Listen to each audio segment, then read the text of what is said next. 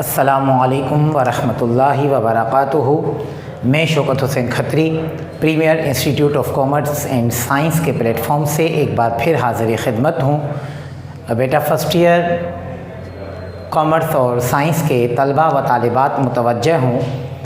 आज ये हमारा इस्लामियात का सेकंड लेक्चर है। गुज़िश्ता जो है वो लेक्चर में हमने जो है वो पिछले लेक्चर में अरकान इस्लाम के टॉपिक पर बहस की थी कि अरकान इस्लाम कितने हैं, कौन कौन से हैं, पहला रुकन कौन सा है, ठीक है, दूसरा, तीसरा, चौथा, पांचवा, फिर ये कि वो किस किस्म की इबादत हैं, और ये है कि जो फ़र्ज़ है तो जैसे कि नमाज दीन इस्लाम का रुकन दूसरा लेकिन फ़र्ज़ पहला है, और इसी तरीके से रोज़ा तीसरा रुकन दूसरा फ़र्ज़ है, ज़कात चौथा रुकन तीसरा फ़र्ज़ है, और हज दीन इस्लाम का पांचवा रुकन और चौथा अहम फ़रीज़ा है। तो मैंने कहा था कि इसमें जो पहला रुकन है इस्लाम का कलमा शहादत, उसका पहला हिस्सा अल्लाह रब्बुल इज़्ज़त की वहदानियत और कलमे का दूसरा हिस्सा नबी मुकर्रम सल्लल्लाहु ताला अलैहि वसल्लम की रिसालत पर दलालत करता है। तो चूँकि वहदानियत यानी अल्लाह की तौहीद और हुजूर की रिसालत, इसको हम अक़ायद इस्लाम में अक़ीदा तौहीद और अक़ीदा रिसालत में नहायत तफसील से पढ़ेंगे, लिहाजा यहाँ पर हम कलमा शहादत को स्किप करते हैं। तो हमारा पहला टॉपिक बनता है नमाज।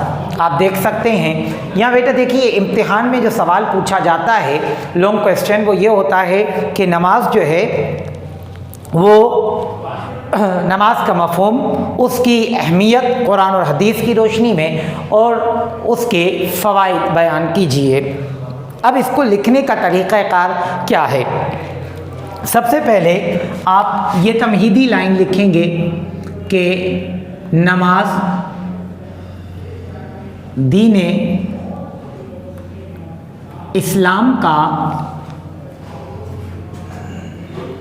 दूसरा रुकन और पहला फ़र्ज़ है।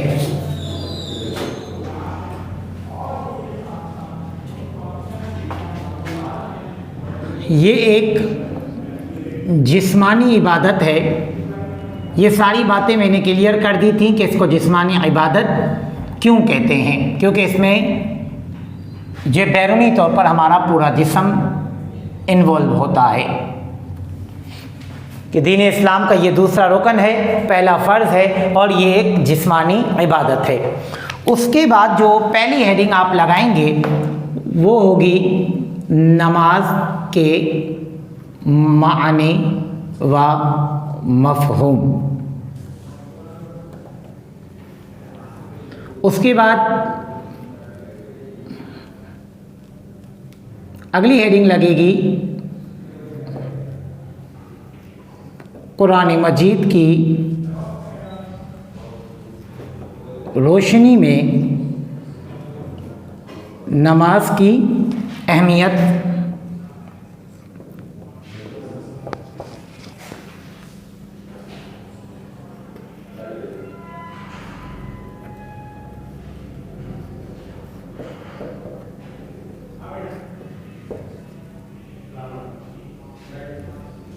हदीस मुबारका की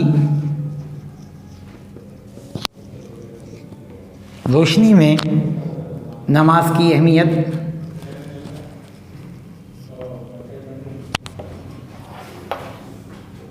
फिर नेक्स्ट हेडिंग होगी नमाज के इनफरादी फ़वाइद, और नेक्स्ट होगी नमाज के इज्तिमाई फ़वाइद। ठीक है भाई। अब देखिए ये जो चार अरकान हैं, नमाज, रोज़ा, ज़कात और हज, इन चारों को जो लिखने का तरीक़ाकार है, क्योंकि पेपर में इन चार में से कोई एक ही टॉपिक पर लॉन्ग क्वेश्चन बनकर आता है, चाहे वो नमाज हो, चाहे रोज़ा हो, ज़कात हो या हज, उसको लिखने का जो एक तरीक़ाकार है, जो पैटर्न है, वो ये सेम रहेगा। फ़र्क क्या है? जैसे कि अगर नमाज लिख रहे हैं तो ये लाइन आ गई। अगर मिसाल के तौर पर आपसे रोज़ा पूछा गया तो आप क्या लिखेंगे कि रोज़ा दीन इस्लाम का तीसरा रुकन और दूसरा फ़र्ज़ फ़र्ज़ है और ये एक रूहानी इबादत है। नमाज जिस्मानी जबकि रोज़ा रूहानी इबादत है। और फिर जहाँ पर लफ्ज़ है नमाज वहाँ हो जाएगा रोज़ा। जैसे रोज़े के मानी व मफ़हूम, कुरान मजीद की रोशनी में रोज़ा की अहमियत, हदीस मुबारका की रोशनी में रोज़े की अहमियत, रोज़े के इनफरादी फ़वाइद, रोज़े के इज्तिमाई फ़वाइद। इसी तरीके से अगर ज़कात होता तो यहाँ हेडिंग लगती ज़कात, यहाँ आ जाता ज़कात दीन इस्लाम का चौथा रुकन और तीसरा फ़र्ज़ है। ये एक माली इबादत है। और फिर जहाँ जहाँ नमाज है वहाँ वहाँ ज़कात हो जाता। इसी तरह अगर हज के बारे में पूछा जाता तो यहाँ सेंटर हेडिंग लगती हज, यहाँ लिखते हज दीन इस्लाम का पाँचवा रुकन और चौथा फ़र्ज़ है। इसे जामिउल इबादात कहते हैं। ये बात लास्ट में हमारी हुई थी।